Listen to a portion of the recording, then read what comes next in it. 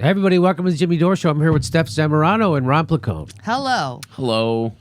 So the Net Neutrality Bill in California is moving forward. The Net Neutrality Bill was originally a good bill. So the Trump administration got rid of net neutrality nationwide. California is the fifth largest economy in the world. We can write our own laws. We have a supermajority Democrats in California, so we should be protected, right? So they got together. They're going to write a bill that gives us net neutrality on the state level, except they got to the guy who was the chair of the committee, and he gutted the bill. So now, well, here it is. This is from the San Francisco Chronicle. After a week of legislative setbacks and online acrimony, a bill to restore Obama-era net neutrality protections in California has moved a step forward. Members of the Assembly Privacy and Consumer Protections Committee voted 8-2 to move SB 822 onto its next stop in Sacramento. After more than an hour of comment from internet service providers and community organizers at the Capitol on Tuesday. A whole hour. Mm-hmm. A whole hour.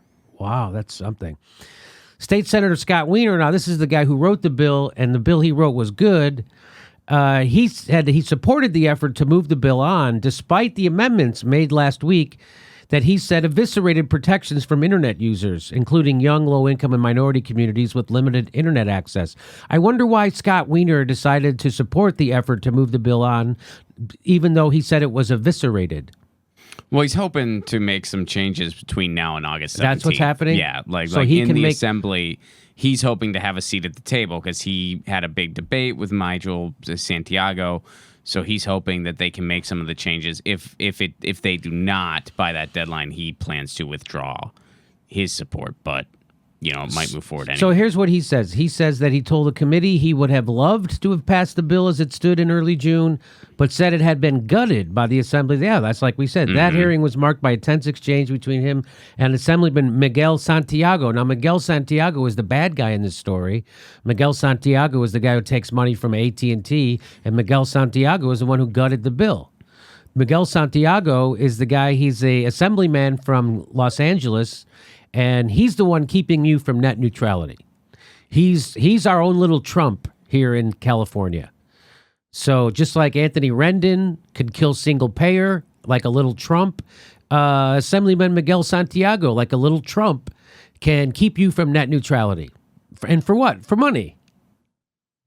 Because he got paid off.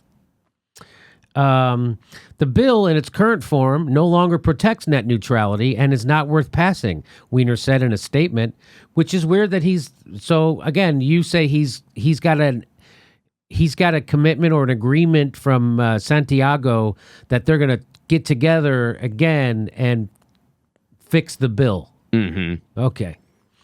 Wiener added that he was working with Santiago to restore the protections that the committee removed. Here's my optimistic prediction. This is like the optimistic prediction of what will happen. I have a feeling they're going to go to the table. They're going to restore it in the same way that it was restored when the Obama-era protections were passed in 2015. Okay. I have a feeling it's going to mirror that, which, of course, that's net neutrality, so that's a good thing. This bill that was written by Wiener went even further because there were restrictions on data caps and stuff like that, which did not really exist in the net neutrality that was passed in 2015. So you think we'll get the Obama-era rules back? I think so. You think? Yeah, So that's the optimistic We'll projection. see. Yeah, I could be wrong. I hope I'm not.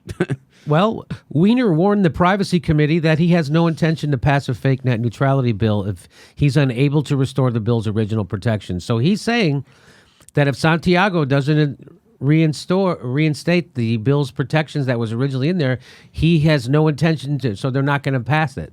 He won't. Wow. He'll withdraw his support. He'll at the withdraw very his least, support. Including prohibiting zero rating, a practice wherein providers exempt favored websites and apps from data caps. Wait a minute. The protections that he wants to include. This was in the original bill. Yes. Yeah, what was in the original bill prohibited zero rating, a practice wherein providers exempt favored websites and apps from data caps. Well, that's not net neutrality then. If that's in there, that's not net neutrality. If they can do that, that's not net neutrality. I bet you that's going to be the compromise. That if I had to take a guess, I'm not saying that's a good thing. I'm just saying it's better than nothing at all. I have a feeling that's going to be the compromise. So they're going to leave that in there? They're gonna take they're gonna leave it in there gutted is what I mean. They're gonna the other stuff, prohibiting blocking, speeding up or slowing down websites, charging unreasonable amounts to access all that stuff, which was in the original net neutrality protection that got passed on the books. I think they're gonna get all that back, and they're gonna leave out the 0 rating. Okay. That's my guess. So you think they'll let them put caps on data and stuff like that? I mean, so and exempt favored websites and apps from data caps. Yeah. You think that's going to be the compromise? So that's not net neutrality.